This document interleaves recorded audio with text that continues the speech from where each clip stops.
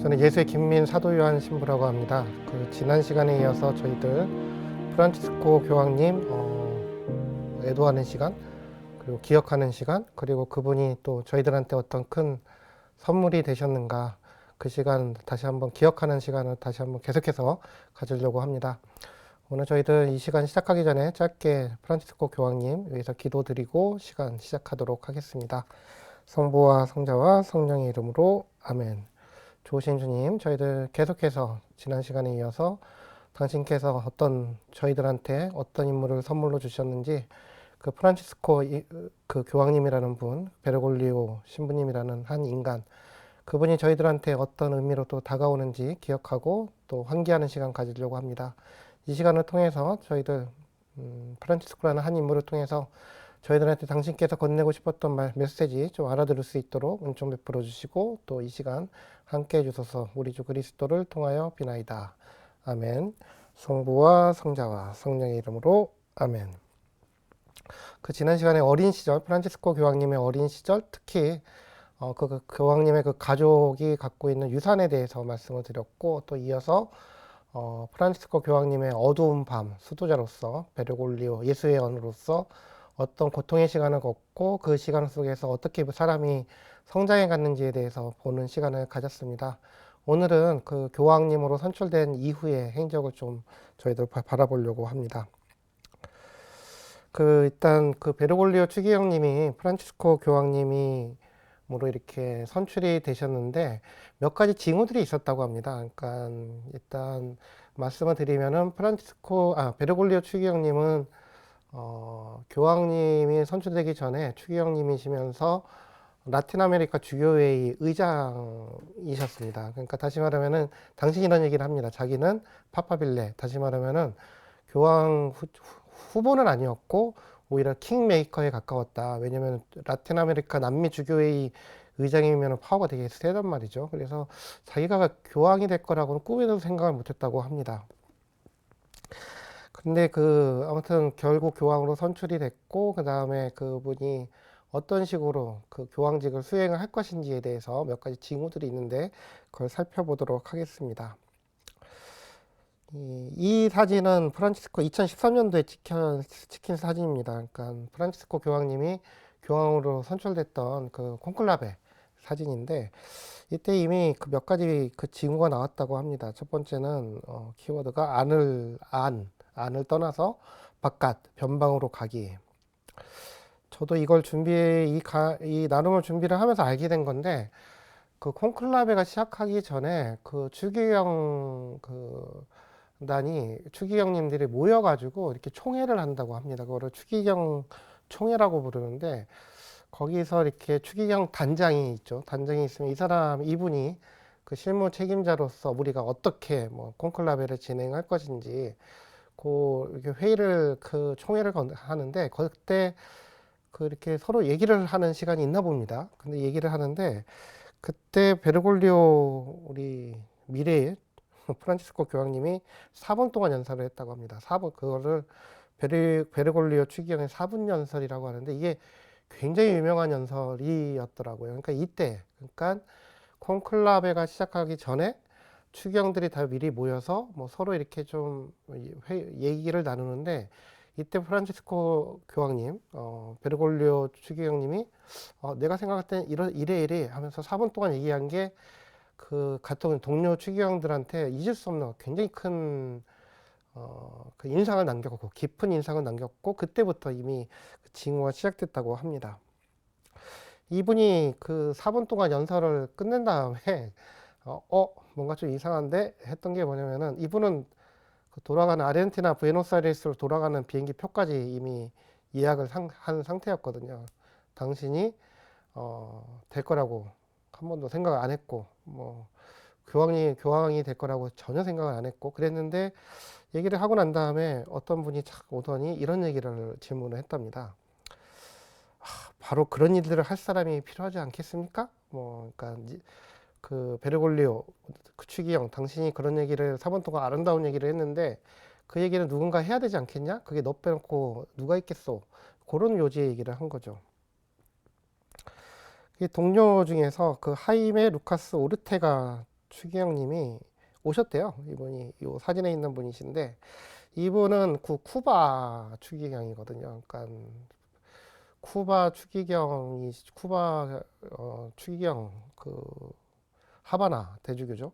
그 하바나 대주교 그 오르테가 추기경이 딱 오더니 연설문 너무 좋으니까 좀 자기 좀 받을 수 있냐 이렇게 얘기를 했는데, 그때 그 연설문이 이렇게 뭐 타이핑하거나 그런 것도 아니고 연필에 이렇게 끼작끼작 거린 거를 그냥 4분 동안 잠깐 얘기를 한 건데, 이래서 아 그래 그러냐 그러면 잠깐 기다려 달라 해서 이렇게 부탁을 해가지고 복사를 한 거죠. 그래서 오르테가 추기경님한테 딱 줬더니 그분이 딱 받으면서 뭐라고 얘기했냐면, 아 감사합니다, 드디어 교황님의 기념물을 가져갈 수 있겠네요, 뭐 교황님의 기념물을 챙겼네요 하면서 간 겁니다. 그래서 그때까지만 하더라도 그 사람이 또 실없는 농담을 하는구나, 뭐 이렇게 좀 이상하긴 한데 실없는 농담을 하는구나 이렇게 생각을 했답니다. 아무튼 이런 일화에서 볼 수 있지만은 그 추기경 총회, 그러니까 콘클라베 직전에 추기경 총회에서 베르골리오 추기경님이 했던 4분짜리 연설이 굉장히 큰 깊은 인상을 남겼다고 하죠. 그러니까 내용을 보면은 네 가지 이야기입니다. 네 가지 이야기인데, 첫 번째는 뭐냐면은 교회가 지금 계속 안에 지금 머물러 있는데 우리는 바깥으로 나가야 된다. 그러면서 썼던 표현이 변방으로 나가야 된다라는 표현을 씁니다. 복음화를 위해 가지고 우리가 계속 안에 머물러 있으면 안 되고 바깥으로 나가야 된다. 그 얘기를 딱 합니다. 근데 요 얘기를 하죠. 변방으로 나가야 된다. 여기서부터 이렇게 얘기가 달라지는 겁니다. 그래서 이렇게 하는데, 그러면은 만약에 우리가 바깥으로 나가지 않으면 어떤 것이 되느냐, 어떤 교회가 되느냐, 이거를 조금 뭐 이분이 영어로 쓴 건 아닌데 제가 봤던 영어 번역본에서는 셀프 레퍼런셜, 다시 말하면은 자기 지시적인 세계가 된다는 거죠. 다시 말하면은 더 구체적으로 얘기하면은 그냥 스스로에 이렇게 갇혀가지고 막 얘기하는 그런, 다시 말하면 세상은 막 변해가는데 우리 교회는 계속 갇혀가지고 닫히고 그 닫힌 세계에 갇혀있는 자기 지시적인 갇혀있는 세계가 된다. 요 얘기를 하는 겁니다. 그렇게 하면서 이렇게 되면 뭐 무슨 문제가 생기느냐, 이렇게 되면은 교회는 세상과 단절되고, 세상과 단절되면은 이걸 여기서는 영적으로 세속적, 그러니까 세속적이긴 한데 이게 영적으로만 세속적인 세상, 다시 말하면은 신부님들이 또는 추기경들이 주교님들이 근사한 옷을 입고 막 뭔가 이렇게 거룩한 얘기를 하는데 되게 거룩해 보이죠. 근데 영적으로 보이는데 이게 자기들 세계에서만 통용되는, 그러니까 더 이상 그 세상에 대해서 유효하지 않는 메시지가 된다는 겁니다.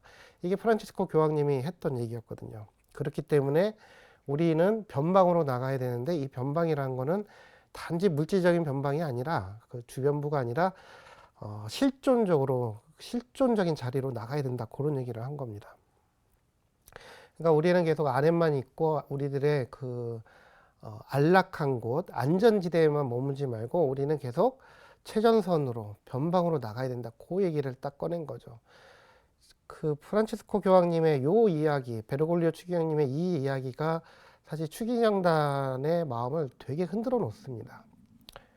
이거를 좀 더 이렇게 쉽게 이해를 하기 위해서 제가 영화 한 편을 말씀을 드리면, 얼마 전에 개봉했던 콘클라베라는 영화가 있죠. 그러니까 제가 그 콘클라베라는 영화를 보면서, 원래는 제가 예전에 소설로 먼저 읽었었습니다. 소설로 읽었을 때는 그렇게 재밌지만은 뭐 그렇게 저한테 큰 영향은 안 줬는데, 얼마 전에 제가 뭐 이 콘클라베하고 우리에겐 교황이 있다, 이 두 가지 영화를 비교해 달라는 강의를 부탁받아서 제가 영화 같은 거 별로 안 좋아하거든요. 근데 아무튼 봤습니다. 억지로 꾸역꾸역 봤죠. 그것도 제 돈 들여가지고 뭐 12,000원인가 주고 사가지고 파일로 봤는데, 사실 저 충격을 받았거든요. 그 충격을 받았는데 소설하고 다르더라고요. 여기 보면은 그 사진에서 볼 수 있지만은 이 영화 자체가 굉장히 미장센, 시각적으로 되게 좋습니다.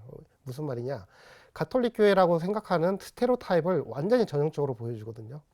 막 추기경들 아주 엄숙하고, 그리고 굉장히 고도로 정치적이고 하는데, 여기 굉장히 놀란 장면이 있었는데, 제가 이 영화를 보면서 소설에 이 장면이 있었나 싶었던 게 있는데, 이 어떤 추기경이 계속 이렇게 고민을 하다가 이렇게 투표를 하러 딱 가는데, 이 투표함에 넣는 순간에 바깥에서 로마 바티칸 쪽에서 무슬림들이 폭탄 테러를 일으킵니다. 그래서 이 시스티나 성당에 유리창이 탁 깨지는 장면이 나오거든요. 그래서 저는 보다 깜짝 놀랐는데, 저 장면이 이렇습니다. 약간 폭탄 테러, 폭탄의 충격파로 인해 가지고 유리창이 깨져버린 거죠. 깨져버리면서 아수라장이 된 거죠.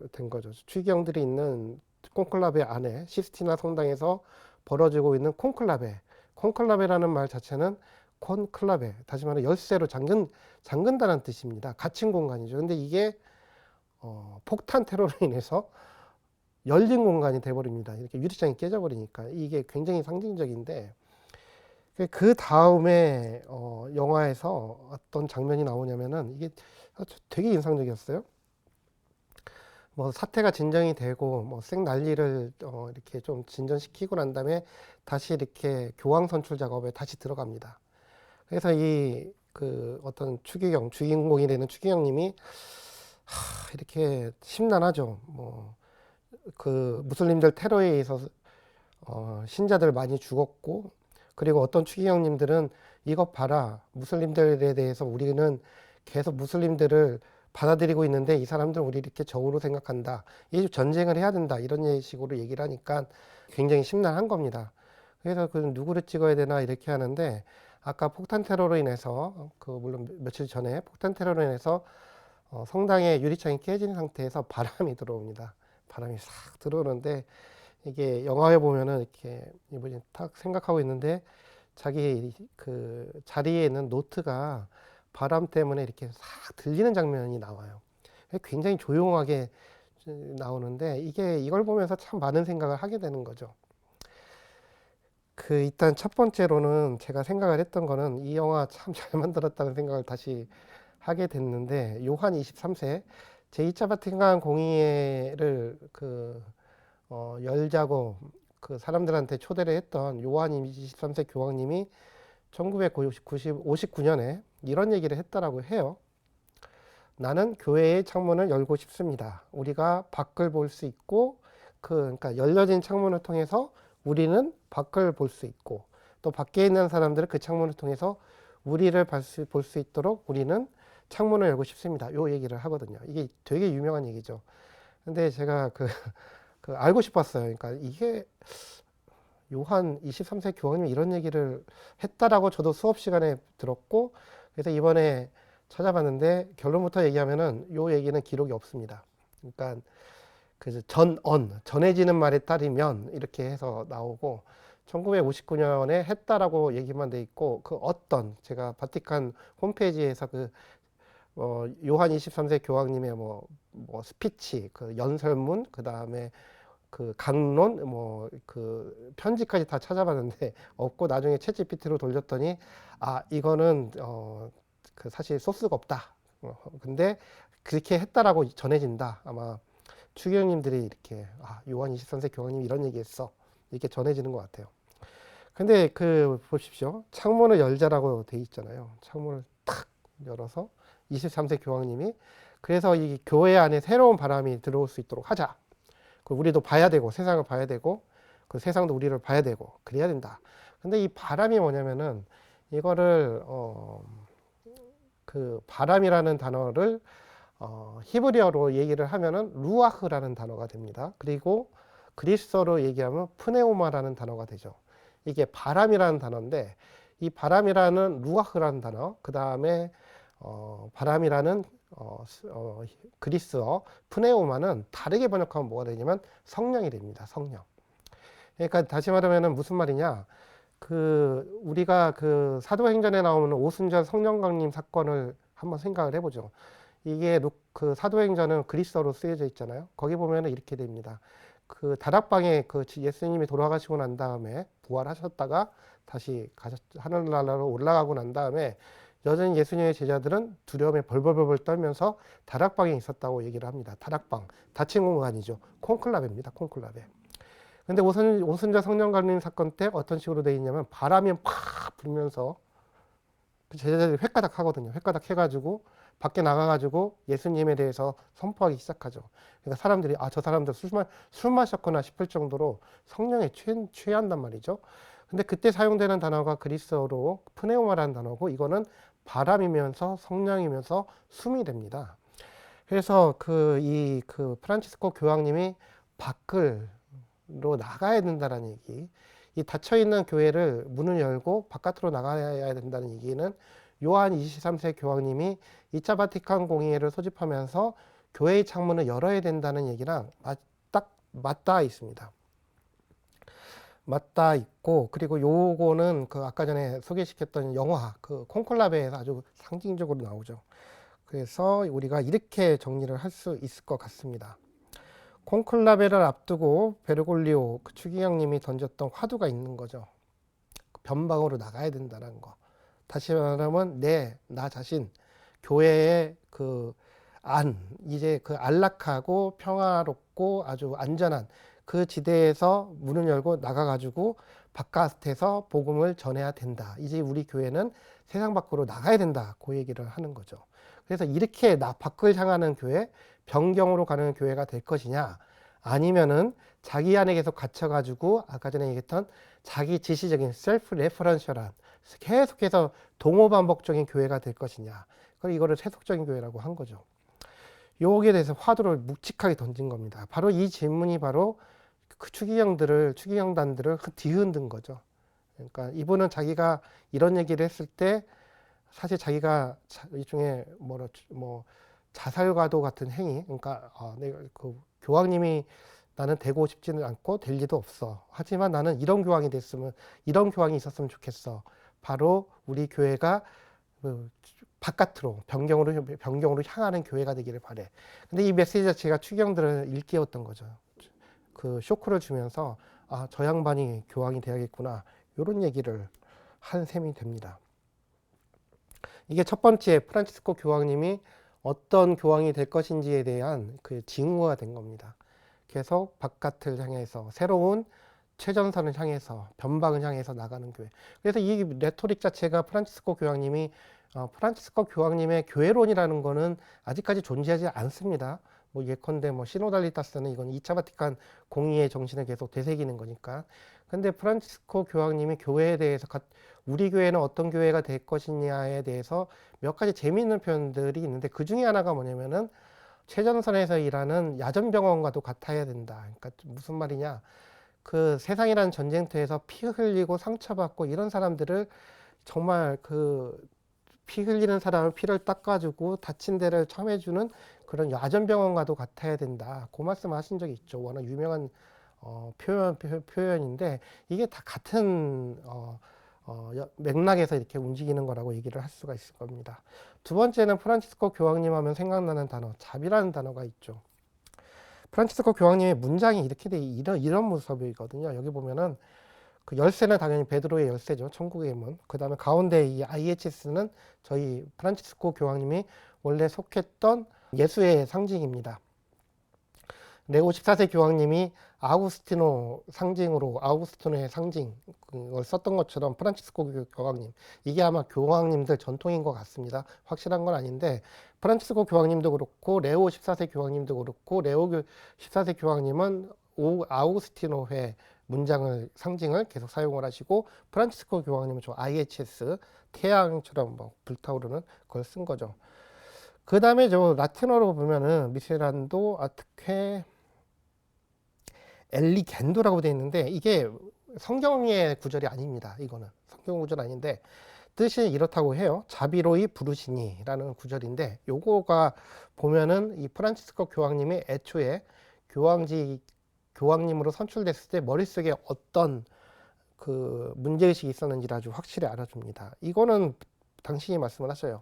마태복음 9장 9절하고 13절에 요거에서부터 자기가 이 단어를 생각하게 됐다라고 얘기를 합니다. 이게 세리 마테오를 부르는 장면입니다. 예수님께서 그곳을 떠나 길을 가시다가 마테오라는 사람이 세관에 앉아 있는 것을 보시고 말씀하셨다. 나를 따라라. 그러자 마테오는 일어나 그분을 따랐다. 이게 그 마태복음에서는 마테오고 그 뭐 다른 복음서에서는 뭐 자케오로 나오고 뭐 그렇게 돼 있죠.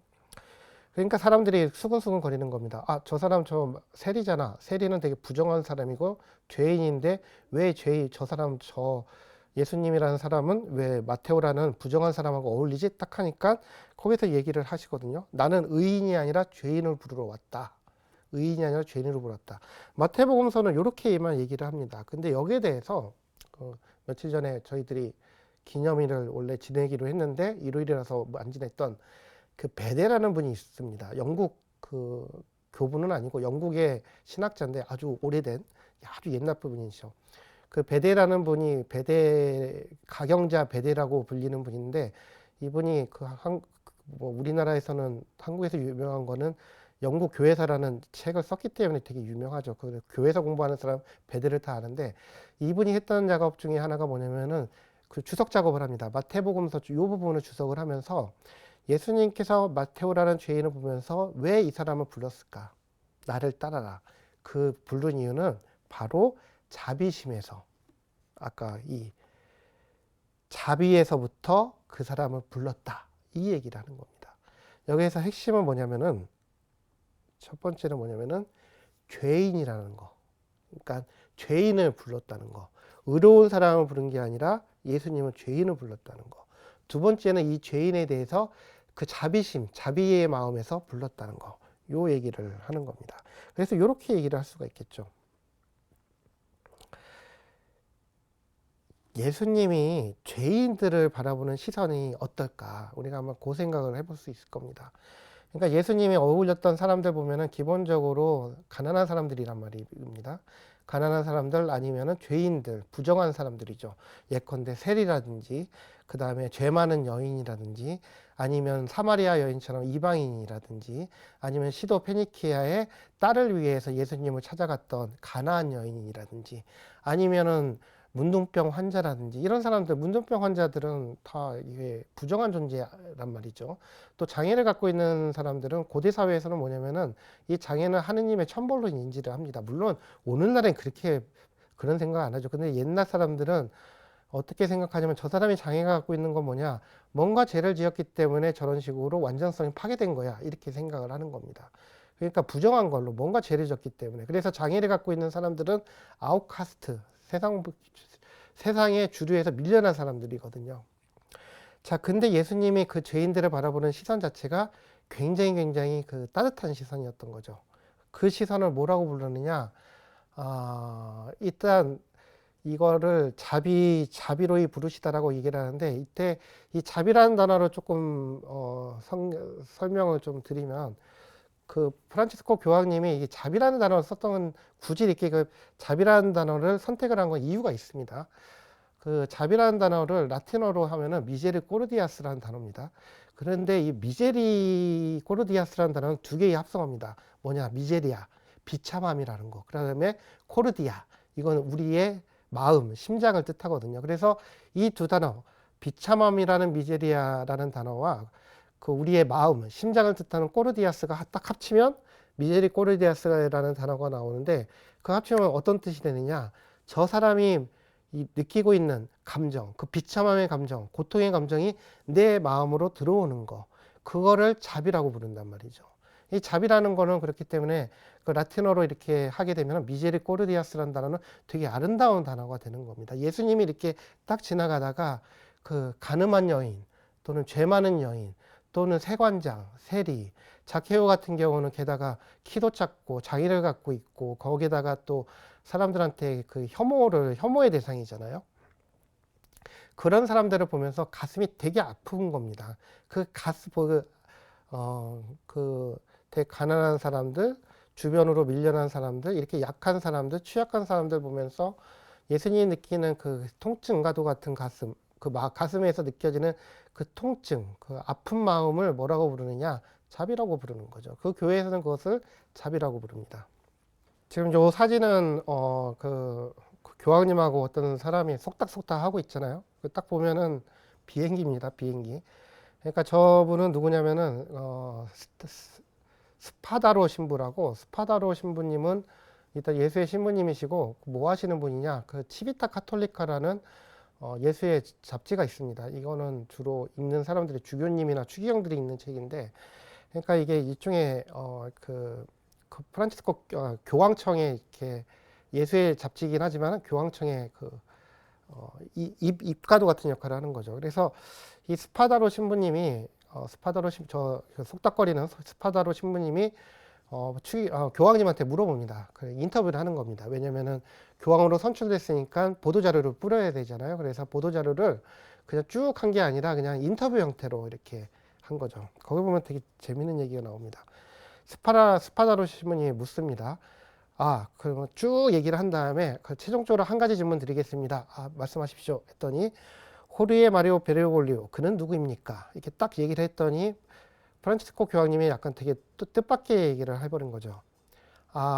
그 사람 저는 죄인입니다 한 다음에 그냥 그 말을 설명을 붙여요. 뭐냐면은 그게 가장 정확한 말이고 이거 그냥 하는 말 아니라고, 그냥 레토릭, 그냥 겸손하긴 척 하려고 저는 죄인입니다 이게 아니라 저는 실제로 죄인입니다. 그게 저를 가장 잘 묘사해 줍니다. 그 얘기를 합니다. 그러니까 무슨 말이냐, 지난 시간에 말씀드렸던 프란치스코 교황님이 그러니까 베르골리오 신부님이 1990년서부터 1992년 3년에 거쳐 가지고 꼬르도바라는 곳에서 그 유배 생활을 했다고 말씀드렸습니다. 그거를 교황의 어두운 밤이라고 부르는데 그 속에서 굉장히 깨달음을 얻은 거죠. 굉장히 깨달음을 얻었는데 그 깨달음을 아마 이렇게 얘기를 할 수 있을 것 같습니다. 죄인이기 때문에 오히려 예수님께서 그분 나의 곁에 머무르고 계시다라는 그 깨달음. 다시 말하면은 우리가 의인이 아니라 죄인이라는 사실을 우리가 좀 더 받아들일 때, 그것을 깨달았을 때, 그리고 처절하게 그 통회를 할 때, 그때 예수님께서 기꺼이 당신의 자비하심을 보여준다는 거. 그 얘기를 나는 죄인입니다. 요 여기에 이게 되게 함축되어 있다라고 볼 수가 있죠. 자, 그러면은 잠깐 보면은 요 사진이 되게 유명한 사진입니다. 왜냐하면 이게 베르골리오 이게 언제적 사진이냐면은 부에노스아이레스 대주교 시절이었거든요. 근데 이 프란치스코 교황님의 특징 중에 하나가 되게 검소하다 그럴까 가난한 분이셨죠. 이제 대주교 시절에도 차를 안 몰고 이렇게 지금 전철이거든요. 저기 아르헨티나 전철이라고 합니다.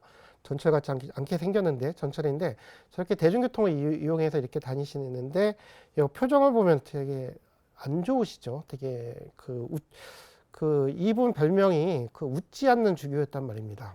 근데 이게 실제로 추경님들 사이에서도 소문이 났나 봐요. 아구스티노 마르게토 대주교라고 이분이 프란치스코 교황님 되게 절친한 친구였다고 합니다. 그래서 이분이 이렇게 회상을 합니다. 베르골리오에 대해서 이분을 교황으로 선출을 하려고 마음먹었는데 한 가지 마음에 걸린 게 있었다. 그게 뭐냐면은 그는 전혀 웃지 않았다는 거. 하지만 교황으로 선출되고 난 다음에 항상 미소를 짓고 계신다. 요 얘기를 합니다. 이게 웃지 않았다는 게 무슨 뜻일까? 생각해보면은 행복하지 않은 거죠. 그럼 왜 행복하지 않을까? 항상 자기 자신의 죄성에 대해서 인식을 하니까. 근데 우리가 거기에 대해서 해방되면은 미소를 지을 수가 있잖아요. 사실 이 웃지 않는 주교라는 이 표현들이 굉장히 시사하는 바가 되게 크다고 생각을 합니다. 그러니까 웃지 않는 주교에서 항상 미소를 짓는 교황으로 바뀌었다는 거.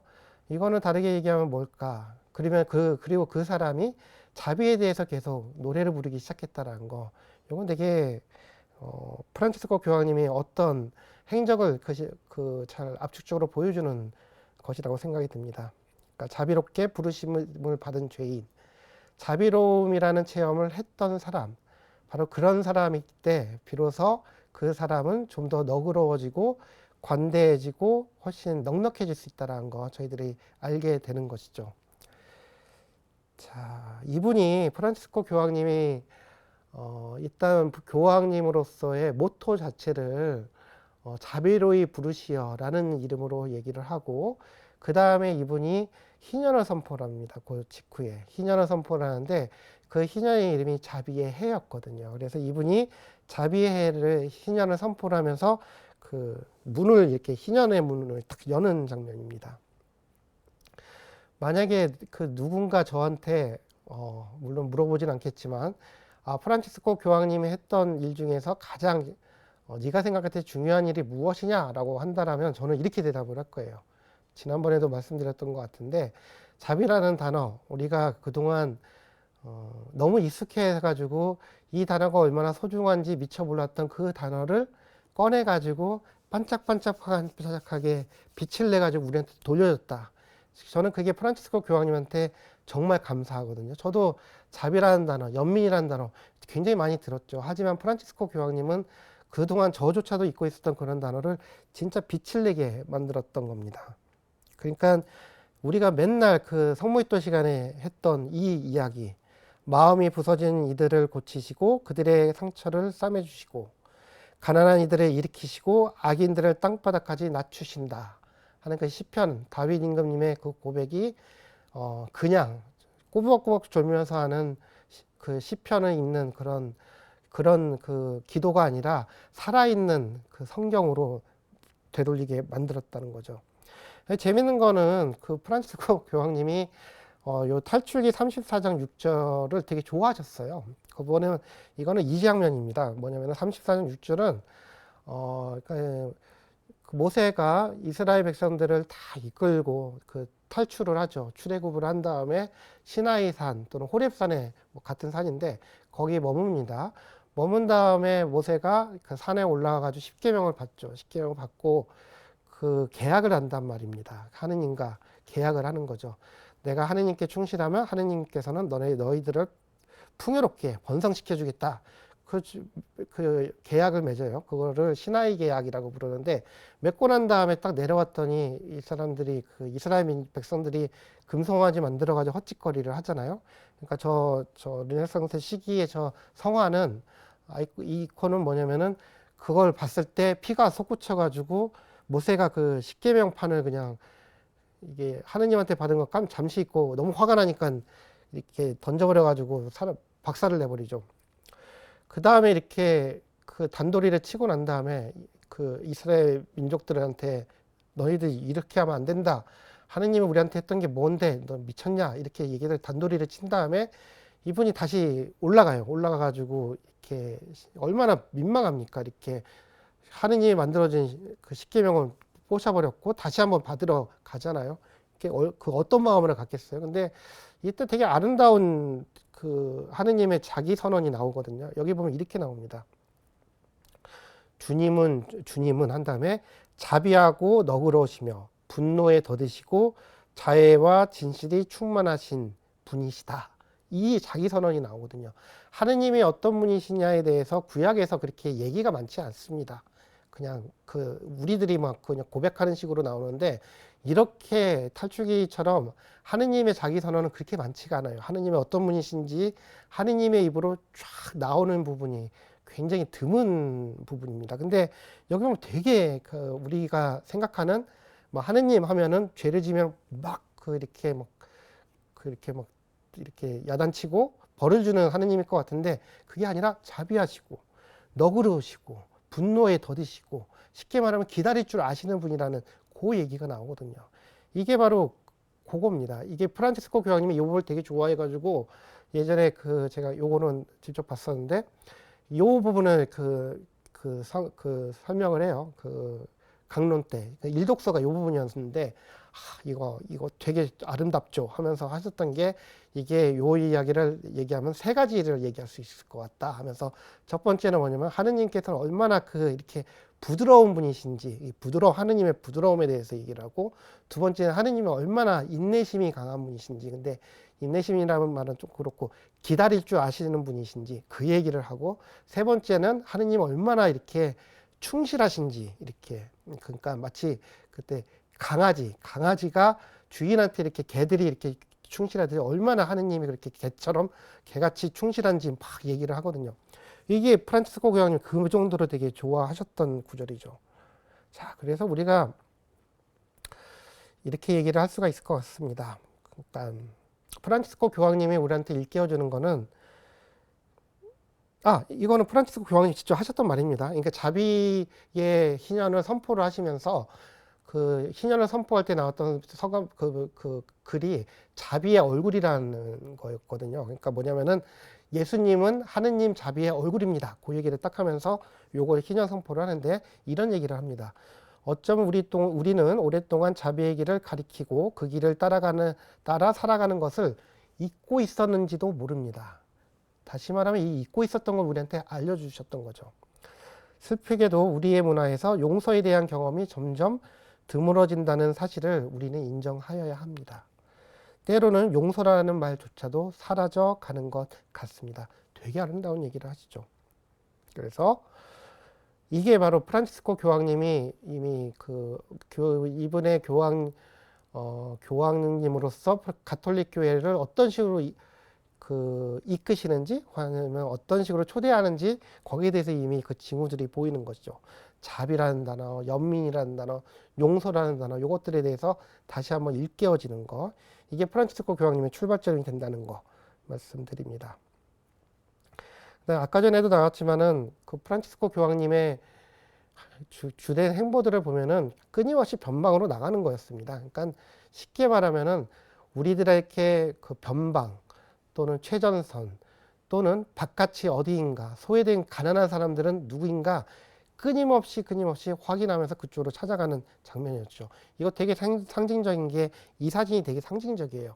요거는 뭐냐면은 프란치스코 교황님으로 선출된 직후에 사순이 끝나고 사순 마지막 성주간이 시작이 됩니다. 그때 그 성목요일 날에 전통적으로 세종례라는 걸 하잖아요. 발씻김 예식을 하는데, 전통적으로 교황님들은 세종례를 어디서 했느냐, 바티칸에 있는 성당에서 했었고, 두 번째는 그 세종례에 나오는 사람들은 금기가 있었대요. 뭐냐, 여성들은 세종례를 안 했답니다. 교황님이 발 닦을 때 남자들만 그 바티칸에 성당들이 여러 개가 있는데, 뭐 마르타가 됐든 시스티나에서는 안 하죠.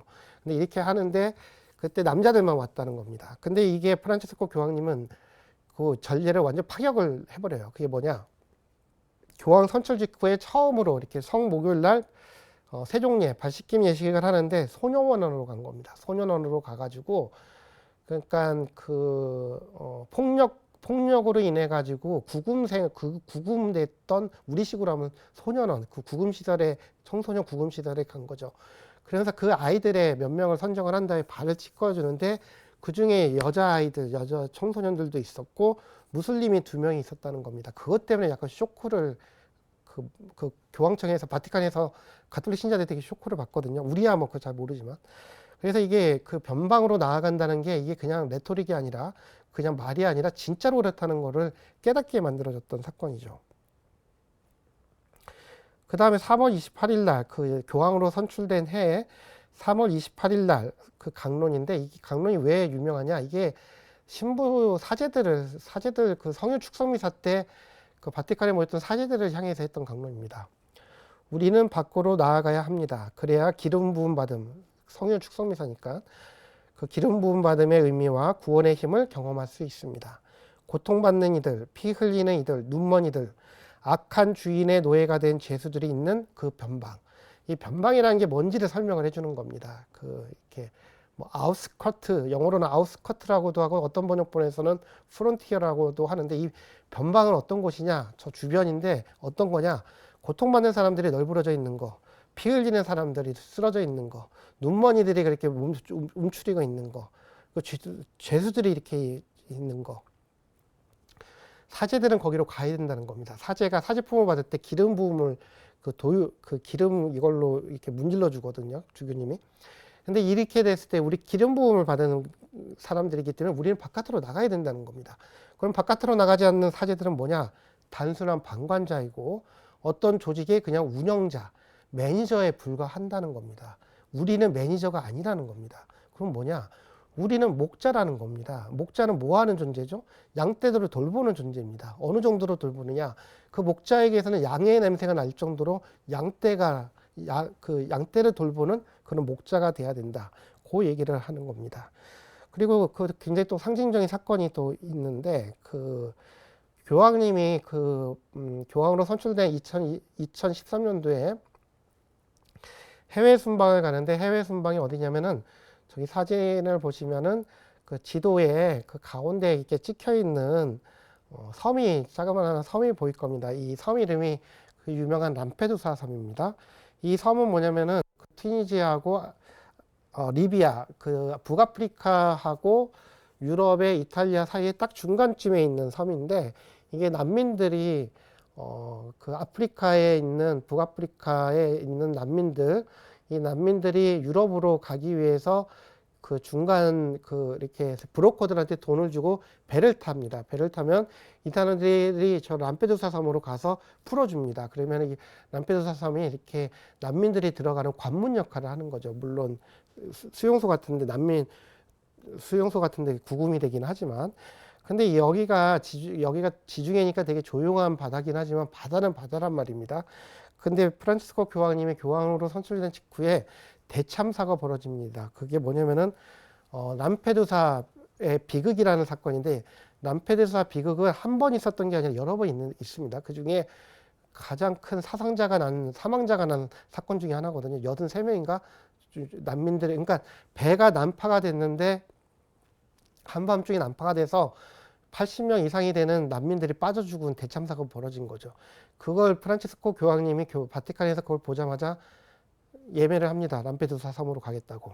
그래서 방문을 합니다. 방문을 해가지고 지금 저 사진이 바로 그 람페두사 섬에 이렇게 머물고 있던 난민들을 위로를 하죠. 위로를 하면서 굉장히 아름다운 강론을 합니다. 이 람페두사 강론은 굉장히 유명하고 상징적이죠.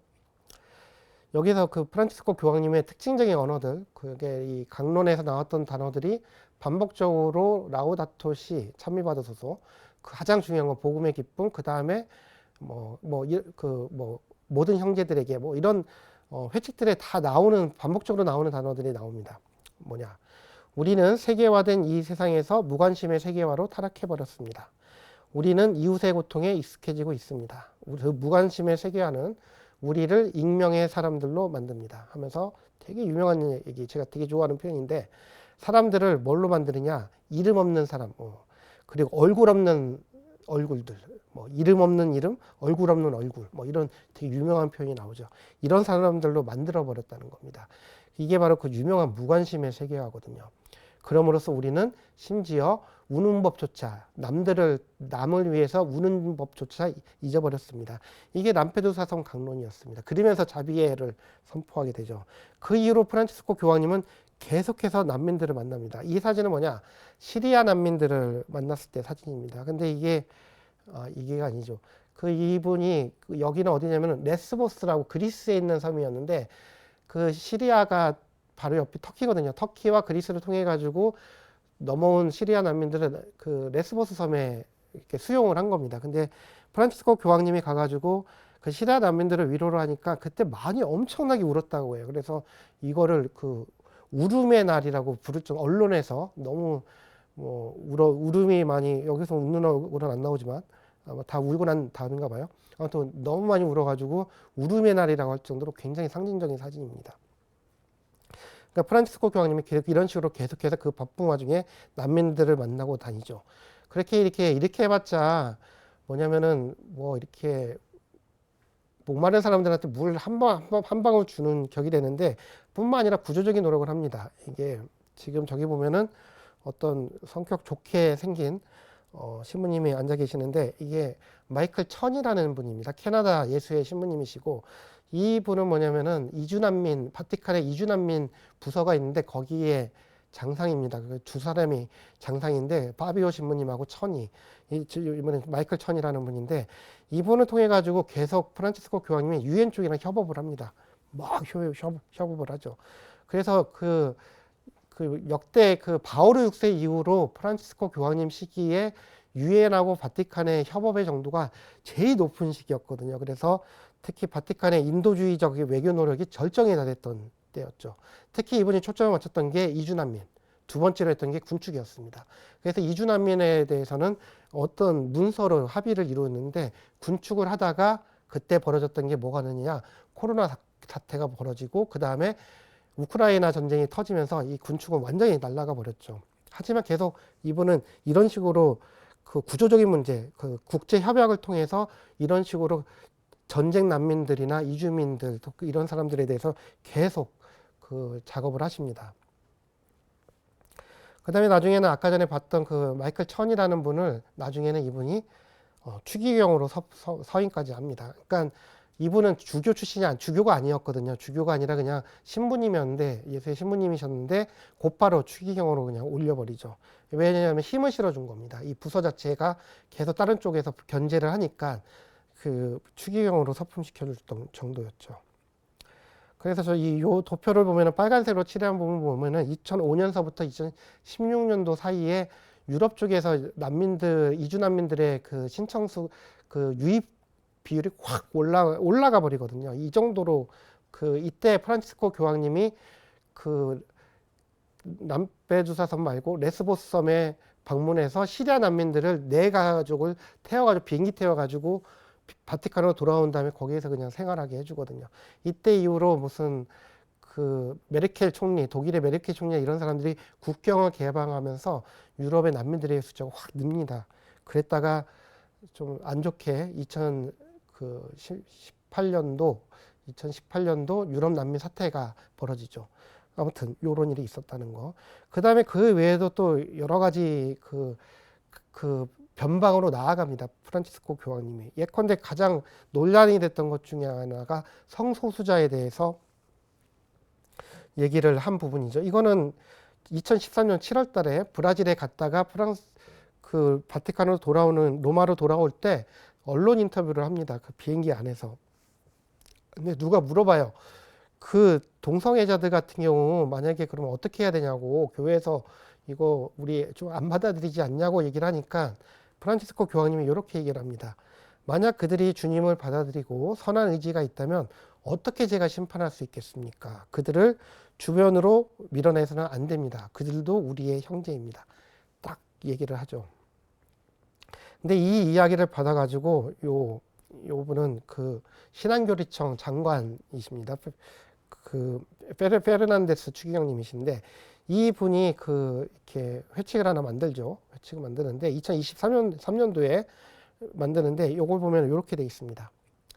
교회는 특정한 교리나 규범적 틀에 맞춰 사목적인 실천에 머무르지 말고 좀 더, 그러니까 틀을 좀 벗어날 필요가 있다. 창문을 열 필요가 있다. 그 얘기를 하는 겁니다. 이런 틀은 나르시즘적이며 자기애적이고 권위적인 엘리트주의로 가기가 쉽습니다. 이웃을 복음화하기보다는 분석하고 분류하는 꼴이 됩니다. 은총의 문을 열기보다는 심사하고 판단하는 데 온 힘을 쏟는 격입니다. 무슨 말이냐? 성소수자들이 예를 들면 이런 거죠.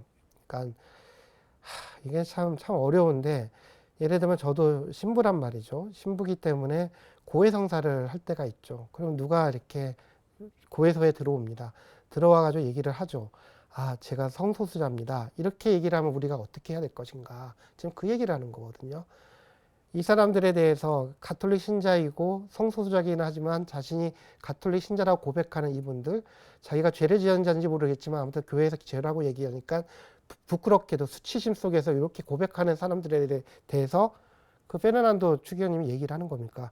은총의 문을 닫을 것이냐, 이 사람들을 위한 자리를 그러면 채울 것이냐, 규범이나 규칙에 따라서 그러면 이 사람들 나가시오 할 것이냐, 이건 아니지 않겠냐. 우리 이 사람들을 이 케이스가 뭐고 이게 맞는지 틀린지 이런 분석하고 있어야 되느냐? 아니라는 거죠. 자비의 얼굴을 보일 때가 된 겁니다. 다르게 얘기하면 예수님이라면 이분들한테 어떻게 됐을까? 그 얘기를 하는 거죠. 뿐만 아니라 이런 성소수자뿐만 아니라 또 다른 변경으로 나갑니다. 종교 간의 대화 쪽으로도 나가죠. 요 사진은 뭐냐면은 2021년도에 프란치스코 교황님이 이라크를 방문한 겁니다. 이라크를 방문해가지고 이라크의 시아파 보면은 이란 쪽이 종주국인 굉장히 좀 가톨릭하고는 좀 멀죠. 시아파의 지도자랑 만나는 장면입니다. 여기에 대해서 그러니까 어느 정도 호평이 나왔냐면은 저 그 사진의 얼굴이 댄 히친스라는 사람인데 영국 사람이고 이 사람이 원래 가톨릭이 아니었다가 가톨릭으로 개종한 사람이고 되게 독실한 가톨릭인데 프란치스코 교황님을 되게 반대자예요. 아주 대표적인 반대자고 글을 워낙 잘 써가지고 읽으면 그 약간 약이 오를 정도로 글을 잘 쓰는데 이분이 이렇게 이런 사람조차도 2021년 프란치스코 교황님이 이라크 방문한 거에 대해서 굉장히 호평을 합니다. 보면 이렇게 돼 있죠. 물론 프란치스코 교황의 말은 미심쩍은 조금 의심스러운 신학적 성찰로 가득 차 있긴 하다. 계속 비판하는 거죠. 하지만 고대 시대에 그리스도인들이 살았던 이라크 땅에 살고 있는 고통받는 이들에게 친구로서, 벗으로서 다가간 것은 그리스도의 대리자라는 이미지에 딱 부합한다. 이 정도로 호평을 합니다. 자, 그러면 이제 슬슬 정리를 하면 이렇게 얘기를 할 수 있을 것 같습니다. 지금까지 살펴본 거는 프란치스코 교황님이 교황으로 되기 직전에 4분짜리 연설을 통해 가지고 어떤 일을 사람들의 마음을 흔들었는지, 추기경들의 마음을 흔들었는지, 실제로 교황이 되고 난 다음에 어떤 일을 했는지에 대해서 아주 간략하게 몇 가지 예를 들었습니다. 여기에서 우리가 보게 된 거는 이런 거죠. 이 교황님 시기를 통해, 프란치스코 교황님 시기를 통해 가지고 우리는 그동안 너무 익숙해 가지고 그 의미를 미처 몰랐던 거를 새롭게 되새기게 됩니다. 자비라는 단어죠. 바로 이거를 다르게 얘기하면은 우리가 그동안 잊고 있었던 하느님에 대해서 다시 한번 기억하게 된 겁니다. 그거는 뭐냐면은 시나이 산에서 이스라엘 민족이 금송아지 만드는 방식으로 하느님에 대해서 등을 돌렸을 때 다시 한번 용서해 주시는 하느님, 즉 자비하고 너그러우시고 분노에 더디시고 자애와 진실이 충만하신 하느님을 프란치스코 교황님께서는 우리에게 다시 한번 가르쳐 주셨다. 이런 가장 큰 선물을 우리가 받았다. 이렇게 얘기할 수 있을 것 같습니다. 아무튼 오늘 저희들 되게 긴 시간 동안 프란치스코 교황님이 교황님으로서 어떤 일들을 했는지를 살펴봤습니다. 요약을 하면 이렇죠.